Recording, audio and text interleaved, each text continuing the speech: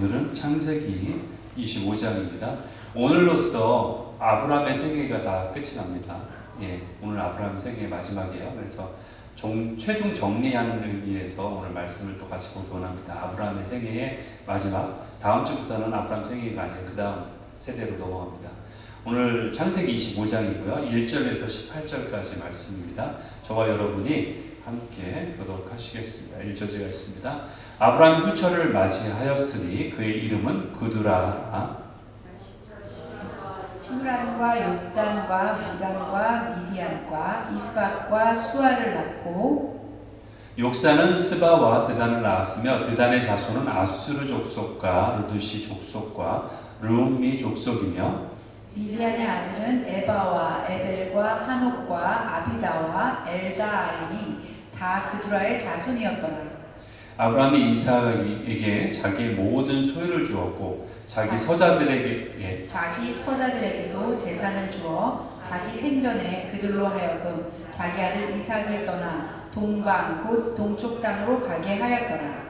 아브라함의 향년이 175세라. 그의 나이가 높고 늙어서 기운이 다함에 죽어 자기 열조에게로 돌아가매 그의 아들들인 이삭과 이스마엘이 그를 마므레 앞 헷 족속 소알의 아들 에브론의 밭에 있는 막벨라 굴의 장사였으니 이것은 아브라함이 헷 족속에게서 산 밭이라.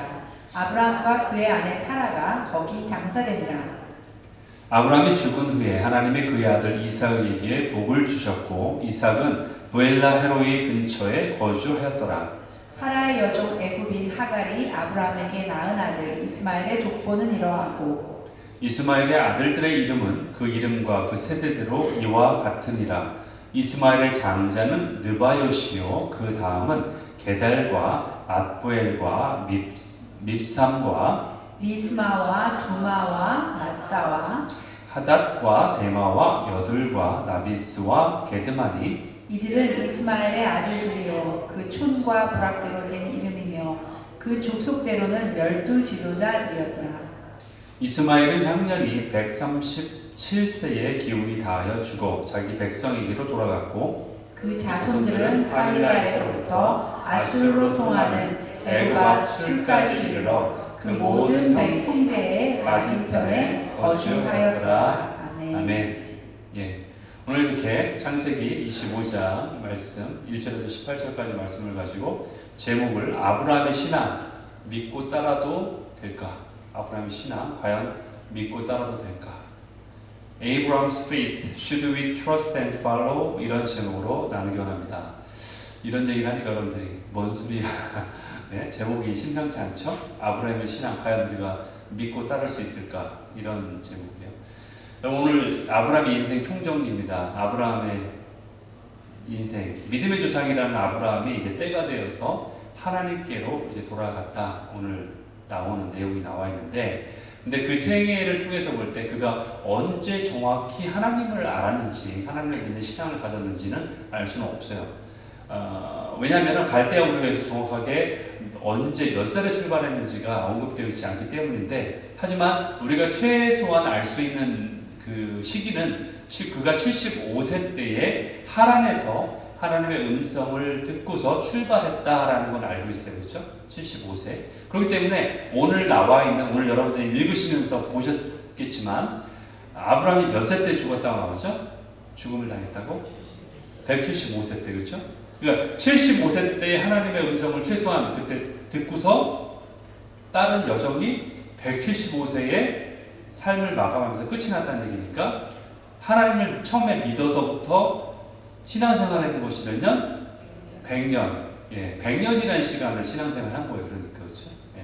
100년이라는 시간이 지났다는 거예요. 그래서 생애 처음 하나님을 인식한 후로 하나님이 계시다라는 것을 인식하고 하나의 음성을 따라간 여정이 100년이라는 시간을 그렇게 했다라는 거예요. 굉장한 삶의 여정이죠. 여러분 100년 동안 하나님과 동행하고 그래서 결국 하나님의 본향인 하나님 나라에 하나님이 데려가셨다라고 나와 있어요. 우리가 그동안 아브라함의 이렇게 여정을 쭉 이렇게 살펴봤는데 여러분들 아시다시피 아브라함의 여정을 또 보면은 어떤 때 하나님의 음성을 따라서 물론 갈 바를 알지 못하고 따라왔지만 그렇게 잘 순종함으로 갔지만 또 어떤 때는요, 하나님이 가라는 데 가지 않고 본인이 생각해서 본인이 그냥 갔던 곳도 있잖아요. 그래서 어려움도 당하고 얻어 터지기도 하고, 또 어떤 때는 똑같은 실수를 또 2번이나 반복하기도 하고, 그러한 여정들을 겪어왔습니다.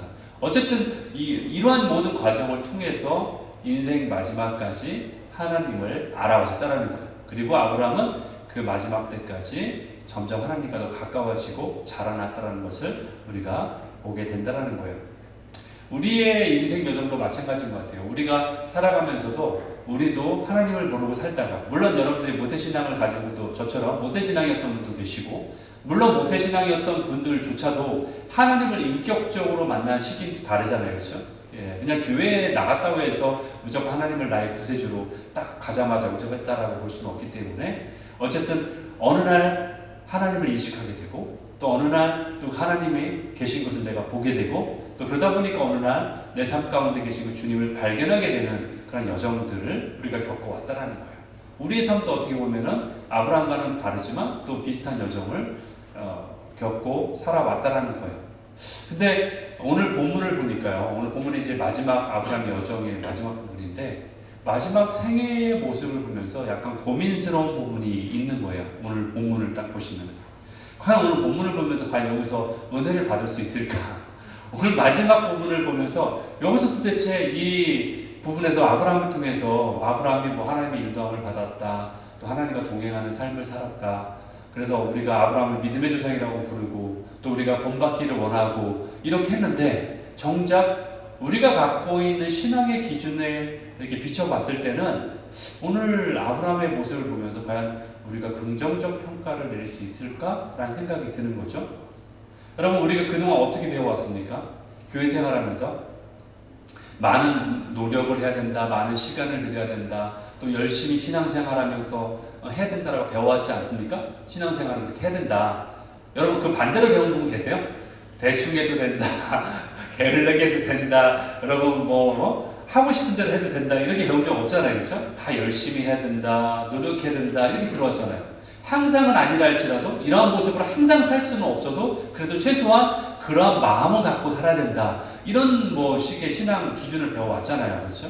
그래서 우리의 재물을 드리고 재능을 드리고 시간을 들여서 하나님 나라를 위해서 내가 뭔가 열심히 하려고 그렇게 한 거잖아요. 물론 안 돼서 못하는 경우는 있지만 그런 마음은 항상 있는 거잖아요. 우리 마음 가운데 그런 마음조차 없는 분은 안 계시다고 생각이 듭니다.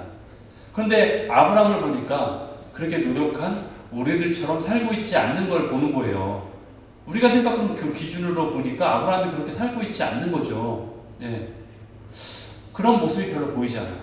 우리처럼 열심히 일하는 모습도 안 보이고, 우리처럼 열심히 기도하는 모습도 보이지가 않아요. 그 삶을 보니까. 예. 아브라함이요, 하나님을 믿는 신앙을 전파하려고 전도여행을 갔거나 선교를 떠났다 이런 거 본 적이 없어요. 그런 얘기 나오지 않습니다. 또는 그거는 고사하고 자신의 재산이 많으니까 이제 많아졌잖아요. 그렇죠? 재산이 많아졌어요. 부자가 됐어요. 그러니까 가난한 자나 소외된 자를 위해서 자신의 재산을 조금이라도 팔아서 도와주거나 이런 내용도 나오지가 않아요. 네. 어디 찾아보신 분 계신가요? 어디 제가 못 보았는데, 저는 못 봤는데, 여러분도 본 적 없으시죠? 정말 그렇다면은 아브라함보다 우리가 더 노력하지 않았습니까?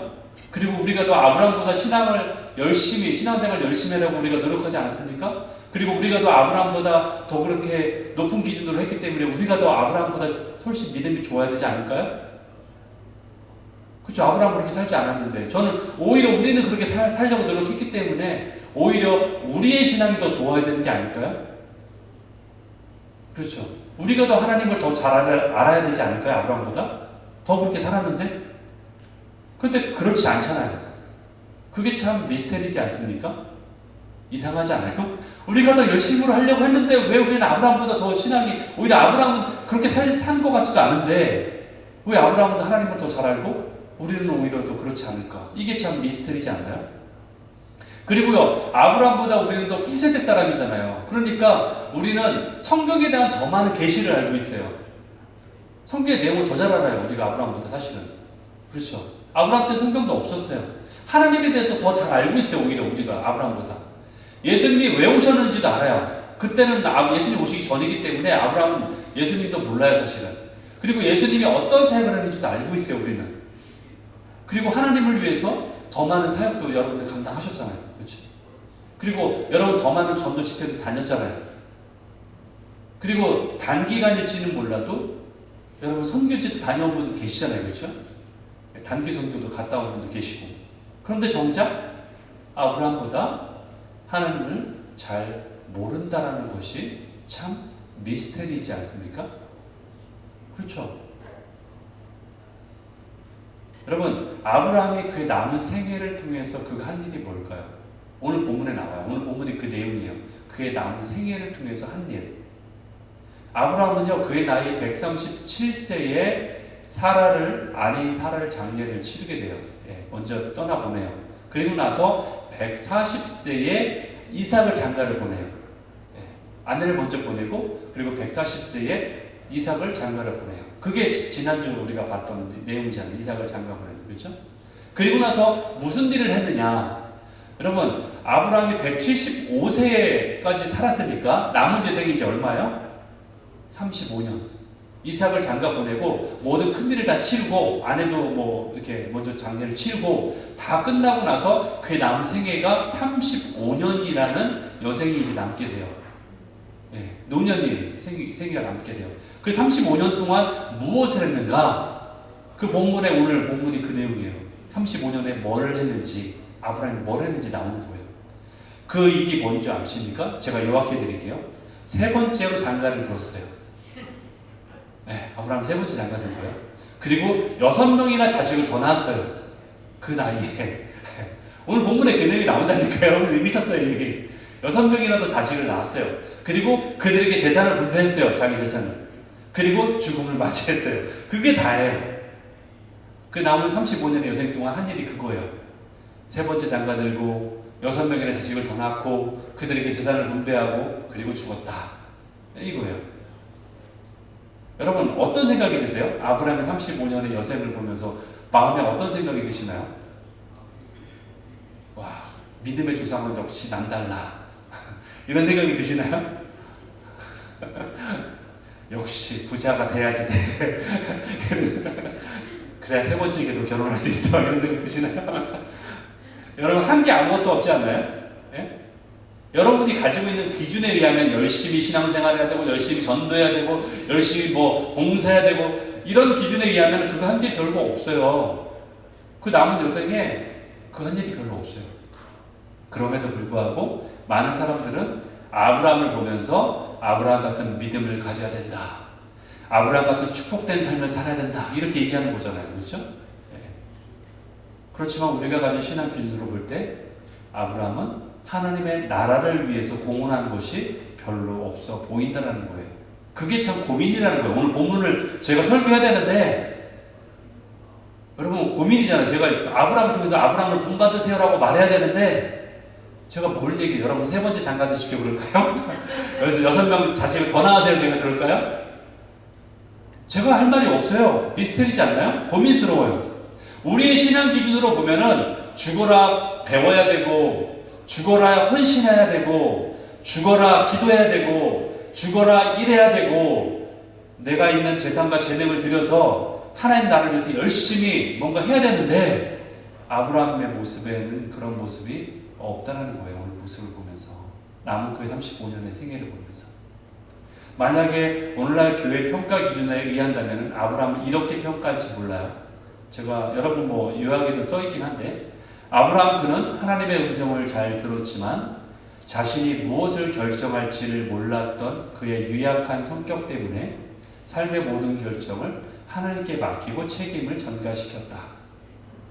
죽음에 대한 두려움이 너무 심한 나머지 아내를 누이라고 속일 정도로 비겁했고 아내를 통해 재산을 모으려는 의도는 아니었지만 오히려 그 일이 좋은 결과로 나타났기 때문에 또 한 번 동일한 상황이 발생했을 때에 은근히 그것을 다시 시도한 것처럼 보인다. 그는 다른 사람보다 자신의 가족과 부족만을 위해 살았고 본처의 아들을 위해서 다른 배다른 자녀들을 멀리 보내는 철저히 고집스럽고 이기주의자였다. 이런 평가를 만약에 이런 시선을 보는 곳이 아마 요즘의 사람들이 평가라면 그렇게 보지 않았을까요? 성경을 보면서. 하지만 아브라함은 손가락질하는 사람은 없습니다. 그렇죠? 아브라함은 여전히 믿음의 조상으로 본받았다라고 우리가 얘기하고 있어요. 그렇죠? 열심히 일하라고 배우고 그렇게 살려고 노력해 우리의 기준에 의한다면은 아브라함의 이 마지막 생애의 모습은 너무나 이상해요. 자, 이건 잠깐 접어두고요. 아브라함의 모습은 잠깐 접어두고 그렇다면은 신약 시대를 대표하는 바울의 삶은 어땠는가 한번 살펴보기 원해요. 바울의 모습을. 여러분, 그가 다메섹 도상에서 예수님을 만나고 하나님을 만난 후에 즉시로 복음을 전하는 삶을 살았죠. 그는 일생에 결혼도 하지 않았어요. 그렇죠? 그래서 자신을 위한 돈도 모으지도 않았어요. 재산이 없어요. 자신을 위한 돈 뭐예요? 매번 선교지를 통해서 다녔기 때문에 평생을 죽을 때까지 주를 위해 살았던 사람이 바로 사도 바울이었습니다. 그가 자신이 고백했듯이 자기가 이렇게 고백했어요. 자신이 여러 번 감옥에 갇히고 여러 번 죽을 뻔했고 39번의 배를 5번이나 맞았고 곱하면 얼마요?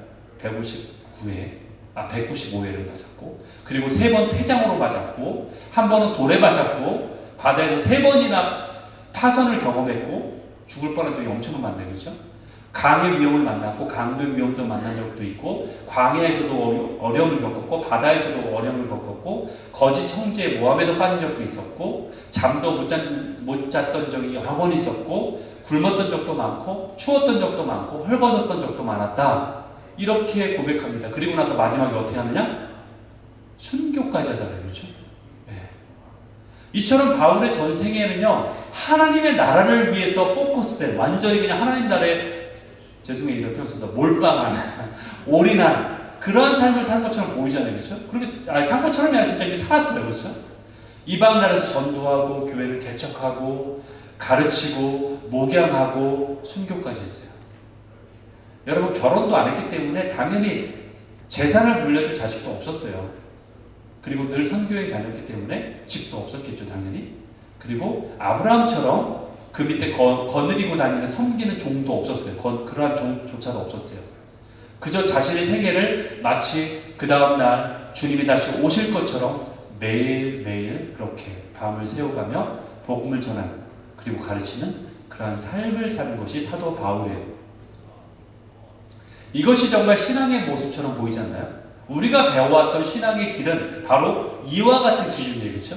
사도 바울의 같은 그러한 모습이 우리가 배워왔던 신앙의 기준이라는 거예요. 그렇게 살아야 돼. 그렇게 열심을 내서 우리가 신앙생활을 해야 돼. 그런데 아브라함의 삶 속에서는 이러한 흔적을 찾을래야 찾을 수가 없다는 거예요. 오늘날 많은 사람들이 사도 바울처럼 돼야 한다고 가르치고 있어요. 그렇죠? 그리고 그렇게 살려고 몸부림쳐요. 그리고 그렇게 살 수 없을 때는 어떻게 해요? 주님, 제가 오늘 그런 삶을 살지 못했습니다라고 처절하게 자신의 정죄감에 빠져서 잘못했습니다. 제가 잘못했습니다라고 회개하고 그렇게 살아간다는 거예요. 여러분, 보통 주일 예배 대표 기도 때 빠짐없이 등장하는 기도 내용이 바로 이거예요. 회개 기도. 일주일 동안 내가 못한 거를 그대로 가지고 와서 일주일 동안 못한 걸 종합해서 요약해서 회개하는 거. 그렇죠? 우리가 주일날 나와도 그런 우리의 어떤 기도를 할지도 몰라요. 일주일 동안 내가 잘못한 거를 씻는 시간, 회개하는 시간. 이것이 전형적인 교회 모습이 아닌가요? 어쩌면 이거는 제가 예전에도 한번 예화를 든 적이 있는데 보따리 장수하고 똑같아요. 보따리 장수가 뭐예요? 자신이 가지고 있는 보따리를 딱 흘러놓죠. 마치 그와 같이 자신이 가지고 있는 회개거리가 가득 있는 보따리를 주님 앞에 딱 펼쳐놓아요. 그리고 이것저것 주님께 보여드리면서 회개를 해요. 주님, 이것도 잘못했고, 주님, 이것도 잘못했고, 마치 보따리 장사가 그걸 팔기 위해서 하나하나씩 사람들한테 이렇게 알려주듯이 이것은 뭐가 좋고, 이건 뭐가 좋고, 이것듯이 하나하나를 회개합니다. 그리고 어떻게 해요? 회개했으면 그걸로 끝이 아니라 다시 주님 다시 내놓으세요. 다음에 회개거리가 없기 때문에 다시 주섬주섬 챙깁니다. 그리고 다시 짊어지고 다시 가는 거예요. 그리고 와서 다음 주에 또 똑같은 거 개두 대목을 놓고서 또 주섬주섬 꺼내놓고서 또 회개를 해요. 그렇죠? 반복된 죄를 저지른다는 얘기예요. 그 얘기는. 이와 같은 일을 우리가 반복하고 있다는 거예요. 우리가 일주일 동안 살면서 조금 더 도덕적인 삶을 살아내면 내 마음이 평안하고 또 주님을 위해 조금 뭔가 하면은 내 마음이 편하고 괜찮지만 그렇지 못하다면은 마음의 정죄감, 죄책감에 시달리고 이렇게 살아서는 안 되는데 라고 계속 되풀이되는 인생을 살아가는 그런 신앙의 모습을 우리가 살고 있다는 거예요. 우리가 그동안 배워왔던 신앙이란 이래야만 해, 신앙은 이래야만 해 라는 어떤 전형적인 모습이 바로 이러한 모습이라고 생각이 들어요. 왜냐하면 사도 바울이 살아낸 신앙의 모습을 보니까 내 삶과는 너무나 격차가 심한 거예요. 그 격차가 너무 심한 거예요. 그러니까 그 격차에, 그 기준에 도달하지 못했을 때 느끼는 갈등과 죄책감이 들게 되고 그로 인해서 내 안에 그런 마음이 드는 거예요. 결국 하나님이 주시는 어떤 하나님 나라의 비밀과 하나님이 우리에게 주시는 그 풍요로움을 누리지 못하는 그런 삶을 살 수밖에 없다는 거예요. 그런 사람들의 특징이 뭔지 아세요? 이런 사람들의 특징이 오히려 조금 내가 뭔가 잘하잖아요? 그러면 오히려 그렇게 하지 못하는 사람들을 손가락질하고 정죄하는 모습을 볼 수 있어요. 여러분 오히려 새벽기도 잘 나오시는 분들은 그런 얘기 안 하는데 안 나오다가 새벽기도 한번 딱 나가면은 오히려 나오지 않는 사람을 정죄합니다. 어떻게 이럴 수가 있어? 어떻게 이런 몸이 나오지 않을 수 있어? 그렇죠? 예, 그게 우리의 모습이에요. 내가 못할 때는 오히려 정죄감에 쭉 빠지고 저 나라고 뚝 떨어지다가 내가 조금만 잘하면 승승장구해서 내가 기가 살아서 자만하는 우리의 모습. 이것이 올바른 신앙의 모습이 아니라는 거죠.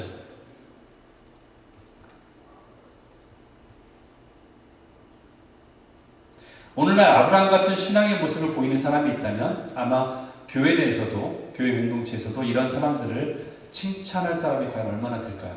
아브라함 같은 신앙의 모습을 보이는 사람을 보면서 누가 칭찬할까요? 그렇죠? 그렇지 않을 거예요. 그들 눈에는 아브라함은 지극히 개인주의자처럼 보이고 또 하나님에 대한 신앙의 체험은 있다고는 하지만 열매가 없는 자라고 평가할 수 있을 겁니다. 여러분 그렇다면 우리가 과연 아브라함의 신앙의 모습을 보고 여러분 사도 바울의 모습을 보면서 과연 그 사이에서 과연 우리가 어떻게 해야 됩니까? 갈등스럽지 않나요? 고민스럽지 않나요? 그럼 도대체 무엇을 본받아야 돼? 내가 어떤 걸 따라가야 돼? 그럼 아브라함은 우리가 본받지 말아야 되는 건가? 그동안 내가 배워온 것은 사도 바울의 같은 그러한 모습의 기준이었는데 그렇다면 아브라함은 뭔가? 이런 생각이 들지 않습니까? 여러분 우리가 기억해야 될 것이 뭐냐면은 성경에는 많은 기록들이 있잖아요. 그렇죠? 구약, 신약 많은 기록이 있는데 그 기록의 저자가 누구세요? 하나님이시죠. 그렇죠? 정작 하나님이세요. 성경은 하나님의 감동으로 된 것으로 그렇죠? 하나님이 저자신데 그 안에는 분명한 의도가 있다는 거예요. 그 저자가 그것을 쓰는 목적과 의도가 분명히 있다는 거예요. 그렇다면 아브라함의 생애를 통해서 우리에게 보여주시고자 하는 의도가 무엇일까를 봐야 된다는 거예요. 아브라함의 생애를 통해서 우리에게 보여주시고자 하는 그 의도가 뭘까? 그렇다면은 그것은 뭐예요? 아브라함이라는 한 사람이 하나님을 만나서 어떻게 하나님의 관계 안에 자라갔는지, 그가 때로 실수도 하고 그가 성장하지 못했고 하나님 누군지 몰랐다가 어떻게 그의 믿음이 성장하고 자라가고 그 하나님과의 관계 안에 그 실제가 되는 것을 깨달았고 그래서 결국에는 그렇게 그가 하나님의 실제의 풍요로움을 누리게 되었는지를 우리에게 보여주시기를 원한다는 거예요. 그게 바로 아브라함의 삶을 통해서 우리에게 의도하신 목적이라는 거예요. 그렇기 때문에 그것을 우리가 보아야 된다는 거예요. 여러분 아브라함이 어떻게 하나님을 알아갔고 어느 정도까지 하나님을 믿음 안에 자라갔습니까? 아브라함이 어느 정도까지 하나님의 믿음 안에 자라갔죠? 어느 정도까지? 그렇죠. 자신의 아들을 죽이기까지. 그 믿음까지 자란 거예요. 아브라함은. 그리고 자신의 아들을 죽이면은 하나님이 다시 살리실 것을 믿을 정도까지. 그건 엄청난 믿음이죠. 왜냐하면 보세요. 우리는 예수님이 부활한 사건을 알고 있잖아요. 성경에 나와 있죠, 당연히. 예수님 후세대니까. 근데 아브라함은 예수님의 전 세대예요. 예수님이 부활한 사건이 없어요. 그렇기 때문에 하나님이 어떤 죽은 사람을 다시 살릴 것이라는 것에 대한 믿음이라는 것은 엄청난 믿음이라는 거예요. 그래서 아들을 그렇게 바치기까지 그 믿음에 성장하는 것을 보여줬다는 거예요. 예. 여러분, 그러면은 바울을 통해서는 무엇을 우리에게 보여줍니까? 바울을 통해서 우리가 무엇을 의도하셨을까요? 하나님이? 하나님의 나라를 알고 누리는 사람이 어떻게 이 땅에서 하나님의 나라를 어떻게 전해야 되는지를 우리에게 보여주신 거예요. 하나님의 나라를 전하는 것을 우리에게 보여주신 거예요. 아브라함의 이야기는요, 내가 어떤 사람이 될 것인가, 존재에 대한 이야기예요. being에 대한 거예요. being. 내가 어떤 사람이 되어야 되는가. 그렇다면 바울의 이야기는요, 우리가 어떻게 하나님의 나라를 전할 것인가, doing에 대한 얘기예요. 행함. 어떻게 해야 되는가. 이것을 각각의 목적이 다른 거예요. 초점이 다르다는 거예요. 의도한 초점이 다르다는 거예요. 바울의 생애 대부분은 하나님 나라를 위해서 일했던 내용에 대해 초점이 되었다면 아브라함의 생애의 대부분은 하나님과 관계를 맺어가는 그 과정에 초점이 맞춰져 있다는 거예요. 그것이 다르다는 거예요. 따라서 하나님의 의도하신 초점이 무엇인지를 우리가 그 초점과 하나님의 의도대로 이 성경 말씀을 해석하지 않는다면 성경은 이상한 이야기가 될 수밖에 없어요. 제가 아까 말씀드린 대로 이상하지 않습니까? 미스테리지 않습니까? 라고 말할 수밖에 없는 거예요. 그렇게 되면. 그렇다면 어떻게 우리가 하나님의 의도하신 초점을 붙잡을 수 있을까요? 어떻게? 하나님을 아는 자만이 붙잡을 수 있어요. 하나님의 마음을 아는 자가 붙잡을 수 있어요. 그럼 어떻게 하나님을 알 수 있어요? 어떻게 하나님의 마음을 알 수 있죠? 하나님과의 만남의 장소로 자주 나오는 사람이 알 수 있겠죠. 여러분, 친구의 마음을 누가 알아요? 1년 뒤에, 2년 뒤에 만난 사람이 친구의 마음을 잘 알아요? 아니죠. 자주 만난 사람이 제일 잘 알겠죠. 그렇죠? 그와 같지만 하나님의 마음은 하나님과 자주 만나는 사람이 아는 거예요. 그분의 임재를 사모하는 자, 그분이 계신 임재의 장소를 사모하는 자, 그분과 매일 대화를 시도하는 자, 매일 기도의 자리로 나오는 자, 그러한 자가 하나님의 마음을 알 수 있는 거예요. 그래서 항상 기도하는 자는 하나님을 더 알게 되고, 그리고 하나님의 마음을 알기 때문에 더욱 기도하게 되고, 이것이 바로 선순환의 반복이 이렇게 이어지게 되는 거예요. 누가복음 18장 1절에 이런 말씀이 있어요. 항상 기도하고 낙심하지 말아야 할 것을 비유로 말씀하셨다. 이때 어떤 비유를 하셨냐면 불의한 재판관 그리고 어려움을 당한 과부의 비유를 드셨는데, 이 비유를 든 이유는요, 우리가 항상 기도하고 또한 기도하는 것, 한 번 시도하는 것이 중요한 게 아니라 어떻게 해야 될 것을 낙심하지 말아야 될 것을, 이걸 이렇게 중요하게 이야기하는 거예요. 무슨 얘기냐면요, 이 얘기가 뭐냐면 포기하지 말라는 거예요. 한 번 기도하고 그냥 들어주셨네? 아니면 안 들어주셨네? 포기하지 말고 들어주셨네? 끝나는 게 아니라 한 번 기도했다라고 너희가 낙심하지 말라는 거예요. 즉 어떤 삶의 인내를 가지고 포기하지 말라는 메시지예요. 하나님 때문에, 예수님 때문에 시험 들지 말라는 거예요. 내가 원하는 대로 이루어지지 않더라도 낭망하지 말라는 거예요. 그것에 초점이 맞춰져 있다는 거예요. 낭망하지 않는 정도가, 우리가 낭망하지 않는 그 정도가 바로 그 수준이 바로 내가 하나님을 아는 수준이에요. 이해되십니까? 내가 낭망하지 않는 그 깊이가 바로 내가 하나님을 알고 있는 수준이라고요. 여러분, 만약에 부모님한테 내가 원하는 게 많고 자녀 때 내가 원하는 걸 사달라고 했을 때, 그렇죠? 여러분이 그게 사달라는 물건이 됐던, 아니면 어떤 걸 해달라는 어떤 상황이 됐던, 내가 들어가고 원하는 어떤 가입하고자 하는 어떤 단체가 됐든 뭐가 됐든, 아니면 내가 어디 가고 싶은, 리트리트에 가고 싶은데 어디에 참가하는 참가비가 됐든 뭐가 됐든 간에 부모님께 그걸 원했는데 부모님이 그것이 아니다라고 판단이 돼서 노라고 했을 때, 그것에 대해서 낭망하지 않고 낙심하지 않는 그 깊이는 내가 부모님을 믿는 정도의 깊이에 비례한다는 거죠. 내가 부모님이 나를 사랑하고 있다는 것을 내가 알고 신뢰한다면 그 신뢰의 깊이만큼 내가 참을 수 있는 거예요. 그러나 내가 그렇게 신뢰하지 못하고 참지 못한다는 얘기는 그만큼 부모님을 믿지 못한다는 얘기죠. 하나님도 마찬가지예요. 내가 기도했는데 주님이 들어주시지 않는다고 했을 때, 하나님은 분명히 좋으신 하나님이기 때문에 나에게 있어야 될 것을 아시는 그 주님이 당연히 내가 간구한 것이 옳지 못하거나 또는 지금이 라이트 타임이 아니라고 해서 연기돼야 되는 나중에 것이 이루어져야 되는 시기이기 때문에 이루어지지 않는 것을 내가 믿는다면은 신뢰한다면은 그것은 바로 하나님을 더 신뢰한다는 의미가 된다는 거예요. 여러분 그러면은 바울의 모습을 한번 볼까요? 사도 바울은 그렇다면은 하나님을 통해 자라나지 않았음에도 불구하고 하나님의 나라를 증거한 건가요? 사도 바울의 이야기는요, 바울이 하나님 안에 자라간 그 과정보다는 하나님의 나라를 증거한 사역에 더 초점이 맞춰져 있는 이야기예요. 그러므로 우리는 사도 바울의 초점과 기준으로 아브라함을 평가해서는 안 된다는 거예요.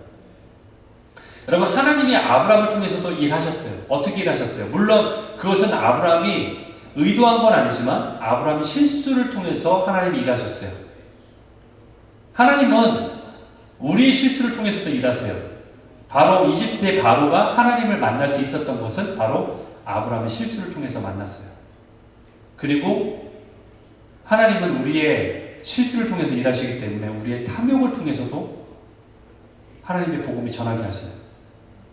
우리의 탐욕을 통해서 제국주의가 생겼죠. 예전에 역사를 통해 보면요, 인간의 탐욕을 통해서 그 나라의 제국주의가 생겼어요. 그래서 식민지를 만들기 위해서 많이 확장시켰죠. 그러한 우리의 탐욕을 통해서도 하나님의 복음이 전파되는 통로로 주님이 사용하셨다는 거예요. 그래서 남아메리카, 아프리카, 인도, 아시아 이런 많은 나라들이 복음이 전해지게 된 그러한 통로가 바로 그러한 제국주의를 통해서 좋지 않은 어떤 그런 상황, 현상을 통해서 하나님이 사용하셨다는 거예요. 아브라함의 실패를 통해서 바로가 그리고 아비멜렉이 하나님을 만나는 계기가 되었다는 거예요. 여러분, 소돔과 고모라의 5개 연합군이 아브라함 때문에 하나님을 또 경험하게 됐어요. 아브라함이 그 4대 강대국의 연합군과 싸웠잖아요. 그렇죠? 그때 자기가 롯을 구하기 위해서 싸우러 올라간다고 했을 때에 그 아브라함에게는 몇 명의 군사만 있었죠? 기억나세요? 318명. 318명의 군사만 있었어요. 자기에게. 근데 누구랑 싸워요? 10만 명의 군사하고 싸우러 가는 거예요. 그때 318명과 함께 올라간 자들이 있었다고 성경은 말하고 있어요. 누구냐면은 그들 주위에 살았던 다른 사람들이에요. 아넬 사람들, 에스골, 마므레 지역 사람들이었어요. 여러분 입장이라면은 다른 사람들 300명이 10만 명과 싸우려고 가는데, 자, 나랑 같이 싸우러 가자고 한다면은 여러분 거기에 동조해서 같이 가실 의향이 있으십니까? 아니죠. 절대로. 생산이 없는 게임처럼 보이는데 당연히 안 갔겠죠. 죽으러 가는 거냐? 왜 300명이 10만 명하고 싸우러 가냐라고 오히려 그들을 나무랬겠죠. 그러나 그들은 싸우러 같이 갔다는 얘기예요. 왜 갔을까요? 그들이 아브라함을 믿어서? 아니에요. 그들은 그동안의 아브라함을 면밀히 보면서 그 주위에서 아브라함의 그 삶의 모습을 보면서 그 안에 함께했던 하나님을 목격했기 때문에 그들이 나설 수 있었다는 거예요. 그것을 우리가 알게 된다는 거예요. 여러분, 아내인 사라가 죽었을 때도 장지를 구했잖아요. 그렇죠? 장지를 구할 때도 해쪽 속이 어떻게 했어요? 반응을 보면은 막 꺼림칙거리면서 이렇게 주지 않으려고 했던 것이 아니라 선뜻 내어주겠다라고 하는 모습을 봐요. 그러면서 아브라함을 뭐라고 부르냐면은 내 주여라고 불러요.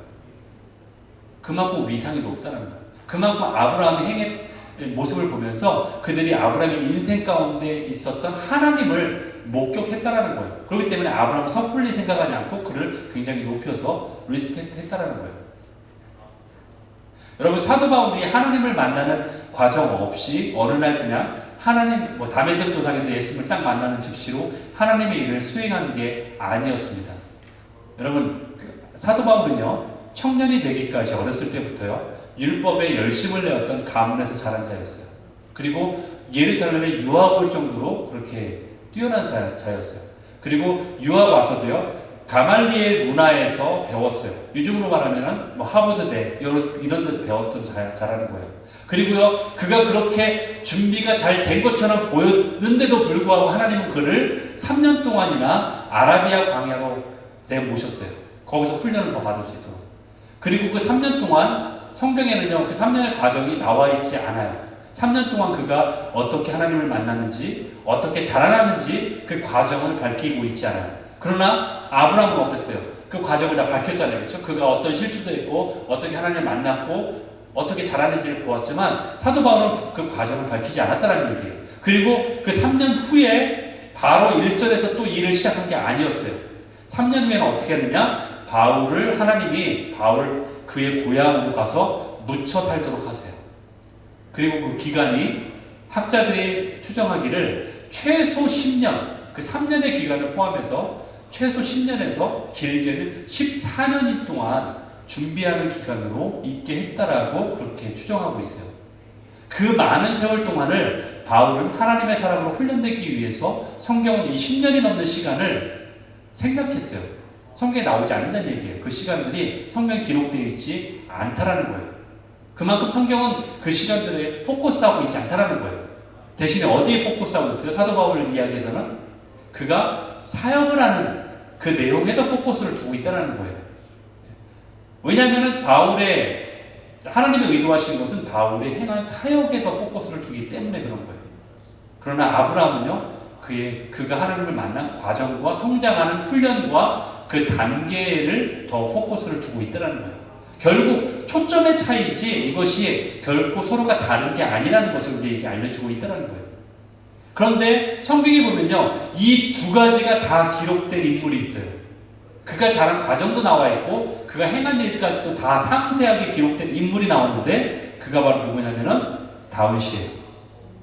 다윗은 하나님의 사람으로 빚어지는 모든 과정들, 그가 심지어는 그 가정에서조차 인정받지 못했던 양치기 어렸을 때 하찮게 여겨졌던 그 시절부터 다 자세히 나와 있어요. 그가 어떻게 성장했고 어떻게 하나님을 만났고 어떤 과정을 통해서 왕이 되었고 그 사역에 어떤 일들이 있었는지 모든 상세하게 나와 있는 것이 바로 다윗의 모습이었어요.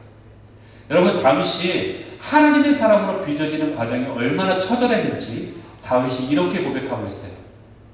시편 27편 2절에 보니까 악인들이 내 살을 먹으려고 옵니다. 그때 식인종이 있었나요? 그거 아니죠. 비유적 표현인데 그 정도 내 살을 막 찢고 나를 막 갈기갈기 내가 너덜너덜해질 정도로 나를 완전히 다 탈탈 털어버리고 나를 죽이려고 내 살을 먹으려고 한다라고 표현할 정도로 그렇게 힘든 상황이 이었다는 것을 다윗이 고백하고 있다는 거예요. 이 과정들이 바로 하나님이 다윗을 훈련시켰던 그 시간 중에 나온 고백이었어요. 그 과정의 시간들이었다는 거죠. 여러분, 다윗은 또한 하나님의 나라를 위해서 얼마나 일을 행했습니까? 하나님의 나라를 위해 목숨을 건 게 바로 다윗이었어요. 다윗의 장막도 그래서 만든 거죠. 성전 짓는 것, 성전을 짓기 위해서 자신의 생애를 바친 사람이 바로 다윗이에요. 그래서 자신의 생애 동안 성전을 짓게 한 모든 걸 다 준비했어요. 그런데 하나님이 그걸 허락지 않으셔서 그 모든 준비한 것을 자신의 아들인 솔로몬에게 넘겨주고 그로 하여금 짓게 한 거죠. 결국 그 모든 일을 위해 최선을 다한 자가 바로 다윗이었다는 거예요. 그리고 다윗은요, 하나님이 약속하신 그 땅을 넓혔던 자가 바로 다윗이었어요. 제일 강대국을 형성했던, 하나님의 언약을 생명처럼 여겼던 자가 바로 다윗이라는 거예요. 그렇기 때문에 여러분, 우리가 성경을 볼 때에 그 맥락에 어떤 초점을 가지고 있는지 파악을 해야 돼요. 여러분, 아브라함이 이삭을 바치는 장면을 보면서 여러분들도 그런 걱정을 하셨을지 몰라요. 하나님 만약에 내 자녀도 바치라고 하면 어떡하지? 내가 할 수 없는 일을 시키시면 어떡하지? 이런 생각을 하셨는지 모르겠지만 여러분, 아브라함이 이삭을 바치는 사건은 바로 예수 그리스도의 죽으심을 미리 보여주는 예표이기 때문에 한 번으로 족합니다. 그래서 더 이상 여러분에게 그러한 일을 감당하라고 하지 않습니다. 걱정하지 않으셔도 돼요. 이렇게 성경에 기록된 특수하고 개별적인 사건들은 보편적인 내용들이 아니에요. 우리가 살아가는 데 있어서. 그래서 이것을 일반화시키는 실수를 해서는 안 된다는 거예요. 하나님의 나라는 참으로 다양합니다. 그렇죠? 그만큼 하나님의 교회도 다양해요. 여러분, 교회를 보시면요, 각 교회가 잘하는 것들을 하고 있는 걸 보게 돼요. 어떤 교회는 전도에 굉장히 열심을 내요. 어떤 교회는요, 선교에 굉장히 열심을 내요. 또 어떤 교회는 어떤 청년들 어떤 사역에 굉장히 열심을 내요. 그렇죠? 또 어떤 교회는 또 노년 사역에 굉장히 열심을 내는 교회도 있어요. 또 어떤 교회는 한글 학교라든지 다음 세대 사역에 열심을 내는 교회도 있어요. 그렇죠? 그리고 어떤 교회는 또 기도와 예배에 열심히 교회도 있겠죠. 이처럼 다양한 겁니다. 고린도전서 12장과 14장에 보면은 교회를 그리스도의 몸으로 소개하고 있어요. 교회는 하나의 몸이다. 그리스도의 몸이다. 머리가 누구예요? 예수 그리스도의 머리로 몸이다 라고 소개하고 있습니다. 그리고 교회는 다양한 직분이 있다라고 이야기하고 있어요. 고린도전서 12장 4절 10절 은사는 여러 가지나 성령은 같고 직분도 여러 가지다라고 말하고 있죠. 그렇죠? 직분도 여러 가지다. 그리고 직분이 다르기 때문에 각자의 역할도 달라요. 그래서 고린도전서 12장 10절에서 12절을 보면 뭐라고 나왔어요? 어떤 사람에게는 능력 행함을, 어떤 자에게는 예언함을, 영들 분별함을, 방언 말함을, 방언 통역함을 뭐 이렇게 말하고 있죠. 그러니까 각자의 역할이 또 다르기 때문에 주어진 능력도 다르다는 거예요. 그것이 바로 다른 점들이에요. 그렇기 때문에 각자에게 주신 부르심대로 나아가는 것이 하나님의 뜻에 맞는 우리의 역할 수행이라는 거예요. 그래서 에베소서 4장 11절에도 어떤 사람은 사도로, 어떤 자는 선지자로, 어떤 사람은 복음 전하는 자로, 어떤 사람은 목사와 교사로 우리에게 삼으셨다. 이렇게 우리의 부르심과 역할이 다양하다는 것을 우리에게 보여주고 있습니다. 그렇기 때문에 저는 여러분들이 또한 이렇게 각자 다양한 이런 역할과 직분 가운데 어떻게 어떤 모습으로 성장하고 세워질지 굉장히 기대와 소원을 가지고 있어요. 여러분들이 자라나야 돼요. 여러분들이 노년이라고 해서 이제 다 끝났어. 나는 이제 주님 오시는 날만 기다리고 살 거야. 이렇게 사시면 안 됩니다. 여러분들이 계속 자라나셔야 돼요. 여러분 키는 안 자라죠? 네. 저도 안만 먹어도 키는 안 자라더라고요. 더 이상. 여러분 자라난다는 게 육체가 자란다는 게 아니라 자라는 건 있는데요. 이게 앞으로는 나오더라고요. 배는 나오는데 여러분의 영적으로 자라나야 된다는 거예요. 영적으로 계속 자라나셔야 돼요. 주님 오실 그날까지. 그렇죠? 그러한 소망을 가지고 있습니다. 어쩌면 여러분들이 여러분의 인생 가운데 여러분 인생을 회고하면서 그동안 산 삶을 회고하면서 마치 내 삶이 아브라함의 이야기와 같다라고 여겨지는 분들이 계실지 몰라요. 그래서 그런 분들은 아마 주님께 이렇게 기도할 거예요. 주님, 저는 언제까지 훈련만 받게 하십니까, 주님? 저는 언제까지 자라게 하십니까? 저는 도대체 언제 쓰임을 받나요? 이런 분들 계실 수 있어요. 그렇죠? 이렇게 생각하시는 분들이 있어요. 저는 언제까지 계속 자라나야 되죠? 왜 저는 그러한 모습만 제 삶에 있죠? 저를 좀 이제 사용해 주세요. 이렇게 기도한 분도 있어요. 반대로 어떤 분들은 사도 바울과 같은 상황 가운데 그동안 삶을 지낸 분도 있을지 몰라요. 그래서 사역에만 치중했던 나의 삶의 모습을 돌아보면서 아마 이렇게 기도할지 몰라요. 주님 저를 도대체 언제까지 친밀하게 만나지 않으시렵니까? 그동안 전 교회도 열심히 했고요. 또 노력도 열심히 했는데 여전히 주님이 저를 만나주지 않는 것 같아요. 친밀함이 저에게는 없는 것 같아요. 제 삶이 공허해요. 주님의 얼굴을 보기 원해요. 저를 좀 만나주세요. 오히려 그동안 내가 사역에만 열심히 했던 분들은 오히려 이런 기도를 할 수도 있다고 생각이 들어요. 그렇죠? 여러분들이 내 삶을 회고하면서 바울과 같은 삶을 살았든지 열심으로만, 그렇죠? 물론 바울이 그렇다고 친밀함이 없었던 게 아니지만, 아니면은 아브라함과 같은 삶처럼 살았던 것처럼 여겨지는 그런 삶이라면 여러분들이 주님 내 삶을 인도하십시오라고 그렇게 기도할 수 있을 거예요. 여러분 우리의 삶은 각자가 다릅니다. 부르심도 다르고 역할도 달라요. 능력에도 다양한 차이가 있어요. 어떤 사람은 한 달란트를 받았을 거예요. 그렇죠? 그건 몰라요. 여러분 한 달란트가 작은 게 아닙니다. 한 달란트는 평생 우리가 모을 수 있는 한 9억 정도나 제가 기억이 잘 안 나는데 그 정도 가격이래요. 한 사람에는. 어떤 사람은 2달란트 받았을 수도 있고요. 어떤 사람은 5달란트 받았을 수도 있어요. 당연히 부르심이 다르기 때문에 당연히 달란트의 차이가 있는 거예요. 부르심이 다르기 때문에 역할이 다른 거예요. 감당할 역할이 다르기 때문에 능력도 다른 거예요. 서로가. 그것을 우리가 이해해야 돼요. 또한 우리가 동일한 역할을 받은 자라 할지라도 그 깊이와 표현 방식에 차이가 있을 수 있어요. 무슨 얘기냐면 제가 이거를 노래하는 싱어에다가 비유를 해볼게요. 만약에 여러분이 노래하는 싱어로 만약에 부르심을 받았다고 할지라도 어떤 사람은 높은 음역대를 내는 소프라노의 역할을 감당하는 걸로 부르심을 받았을 수도 있고요. 어떤 사람은 낮은 음역대인 알토로 부르심을 받은 사람이 있을 수 있다는 거예요. 그러니까 같은 부르심이라고 할지라도 다른 표현 방식으로 나올 수 있다는 것을 알아야 된다는 거예요. 그리고 또한 영적인 성숙도에도 차이가 있지 않겠습니까? 여러분의 시즌이 다를 수 있잖아요. 여러분의 영적 나이에 따라서 그 시즌이 다를 수 있어요. 어떤 분들은 어린아이와 같이 젖만 먹어야 되는 지금 시즌 가운데 있는데 젖을 먹고 있는 아기한테 갑자기 일어나서 빨리 가서 일해 라고 말할 수 없는 거예요. 감당도 못하죠. 그렇죠? 바로 번아웃 됩니다. 그런 사람들은. 그냥 젖을 먹어야 되고, 그 사람들은. 또 어떤 사람은 장성해 있는데 계속 장성한 사람이 자기 장성한 것도 모르고 젖을 찾는 사람이 있으면 안 되겠죠. 다른 사람을 위해서 봉사해야 되는데. 그런 어떤 영적인 성숙도의 차이도 있을 수 있다는 거예요.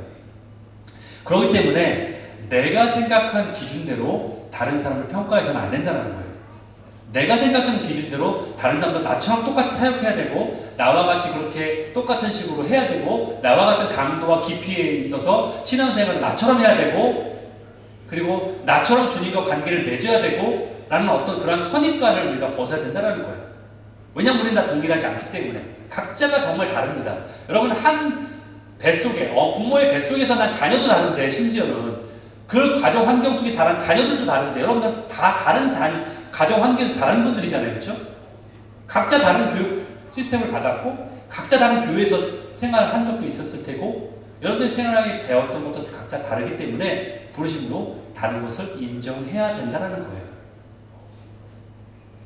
그렇기 때문에 다른 사람의 모습을 보면서 어쩌면 그 사람의 시간이 하나님 앞에 훈련을 받는 시간일 수 있겠다라고 여러분들이 그렇게 인정해 주면 되는 거예요. 저 사람은 그냥 훈련의 시간이야. 저 사람은 지금 그냥 훈련만 받아야 되고 훈련 받을 때는 어쩌면 뭐예요?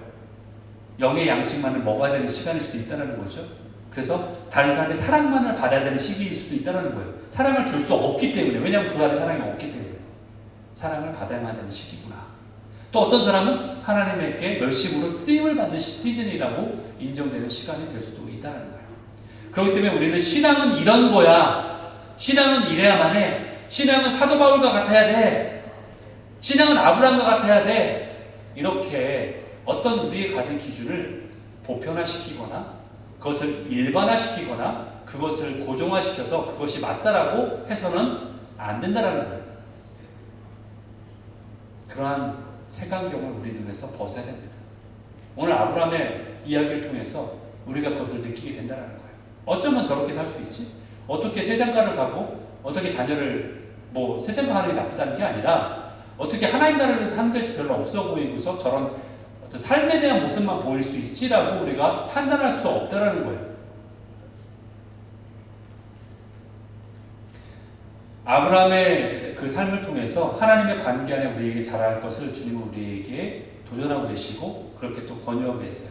우리가 그동안 아브라함의 생애를 쭉 봤는데 아브라함의 삶의 모습을 통해서 우리도 아브라함의 삶을 통해서 아브라함처럼 그 믿음의 성장이 이룰 수 있도록 우리가 성장해야 되는 그러한 갈망이 있기를 소원합니다. 주님이 우리로 하여금 아브라함과 같은 삶으로 인도하시기 원해요. 그래서 우리 안에 정말 주님을 알아가는 실제가 있기를 그렇게 바라고 계세요. 그리고 그렇게 되면 어느 순간이 되면요 바울과 같은 삶을 당연히 살 수 있게 됩니다. 바울과 같은 삶이 내 삶의 목표가 돼서 그렇게 당장 할 수 있는 게 아니라 우리가 아브라함과 같은 그러한 어떤 삶의 여정을 거치면은 어느 순간인가 내가 힘이 생겼을 때 내가 어린아이가 걷듯이 아장아장 걸을 수 있고요. 나중에 뛸 수 있는 것처럼 우리가 주의 사역을 하지 말라고 해도 할 수 있는 그러한 시간이 될 수 있다는 거예요. 여러분 하나님을 위해 산다는 것이 얼마나 영광스러운 일일까요? 누가 하나님의 종이 됩니까? 누가 하나님의 종이 돼요? 자신의 귀를 뚫은 자예요. 신명기 15장 16절 17절에 보면은 하나님의 종이 되기 위해서 자신의 귀를 직접 뚫은 자가 있어요. 16절에 보면 이렇게 되어 있죠. 내가 주인을 떠나지 않겠노라. 이게 되죠? 내가 주인을 떠나지 않겠다. 17절 볼까요? 그러니까 어떻게 해요? 송곳을 가져다가 삐죽한 송곳을 가져다가 자신의 귀를 그 집의 대문에다가 딱 대고서 귀를 뚫는 거예요. 그게 어떤 의식 뚫어서 문에다가 같이 뚫어버리는 거예요. 귀를 뚫고, 그리고 나서 요즘처럼 뭐 이쁘라고 이렇게 피어싱하고 여기다가 귀걸이 하려고 뚫는 게 아니라 예, 귀 뚫은 종이 된다고 표현하는데, 그게 무슨 얘기냐면은 아까 처음 표현에 뭐라 했어요? 내가 주인을 떠나지 않겠다고 하죠. 이거 어떤 과정이냐면은 종이 있는데 종이 이제 자기 종살이를 다 한 거예요. 그래서 이제는 주인이 너 이제 자유롭게 가도 돼라고 이렇게 얘기해요. 너 종살이 다 끝나서 네가 할 의무는 다 끝났기 때문에 이제 너는 자유롭게 너의 자유인으로서 너의 삶을 살아라 했는데, 근데 그 종이 어떻게 해요? 자기 자발적으로, 주인이 억지로 데려다가 뚫는 게 아니라 자기가 스스로가 얘기하는 거예요. 나는 주인을 떠나지 않겠습니다. 그 얘기는 뭐예요? 주인이 너무 좋다라는 얘기예요. 주인을 신뢰한다는 얘기예요. 그래서 이제는 내가 그 전에 종의 역할을 했던 것은 의무적으로 한 거잖아요. 이제는 내가 선택해서 종이 되겠다는 얘기예요. 이제는 종의 차이가 달라요. 앞에서 종으로의 역할을 그동안 해왔던 것은 내가 의무감에 했던 종이었다면, 이제는 내가 자발적으로 종이 되겠습니다. 그것도 이제는 무제한이에요. 무제한. 언제까지? 죽을 때까지. 당신이 너무 좋기 때문에 내가 당신과 함께 살기 원합니다. 그 얘기예요. 그래서 내가 귀뚫은 종이 되겠습니다. 이것은 뭐예요? 바로 주님이 어떠한 분인지를 알기 때문에 그렇게 거하길 원하는 자의 모습이에요. 이것은요, 달란트 비유에서 한 달란트 받은 자가 주인에게 당신은 못된 사람이고 마음이 굳은 사람이어서 내 달란트를 여기다 땅에 묻었습니다 라고 말하는 거하고는 정반대의 모습이에요. 그러한 고백한 자가 누구예요? 바로 다윗이죠. 시편 27편 4절. 내가 여호와께 바라는 한 가지, 그것을 내가 원합니다. 내 평생에 여호와의 집에 내가 길을 뚫겠습니다. 내가 여호와의 집에 말뚝을 밟겠습니다. 내가 여기서 뼈를 묻겠습니다. 그 얘기예요. 여호와의 집에 내 평생 동안 살면서 거기서 그냥 하나님의 아름다움만 앙망하고 성전을 사모하는 게 그냥 오로지 one thing I have desired. 그것이 오로지 내 생의 최고의 목표고 단지 그것만 원합니다. 주님. 이게 다윗이 고백한 거 아니에요? 귀뚫은 종이 되겠습니다라는 고백이에요. 이게 하나님의 나라를 위해서 우리 안에 성장이 있었으면 좋겠고요. 정말 주님을 경험하고 자라나는 그런 모습으로 나아갈 때 주님 안에 평안과 그런 기쁨들과 그런 풍요함을 누리는 그런 여러분 되었으면 좋겠어요. 아브라함 신앙 믿어도 될까요? 이제 예스라고 말할 수 있습니까? 따라도 될까요? 예. 주님 안에 자라가시는 저와 여러분이 되시기를 예수 그리스도 이름으로 축원합니다.